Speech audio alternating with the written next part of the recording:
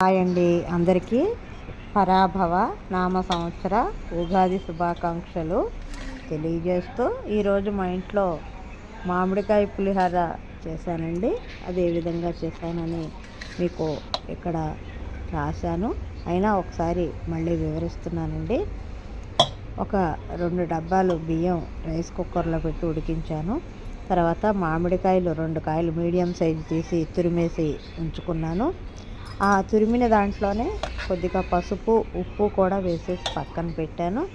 ఈలోపు ఒక బాండీ తీసి బాండీని స్టవ్ మీద పెట్టి బాండీ వేడెక్కాక నూనె వేసి ఆ నూనెలో పోపు సరుకులు అనమాట అండి, వేరుశనగ గుళ్ళు, పచ్చిశనగపప్పు, చాయ్ మినపప్పు, ఆవాలు, ఎండుమిర్చి, కరివేపాకు, పచ్చిమిర్చి ముక్కలు, ఇంగువ కూడా వేసి వేయించడం జరిగింది.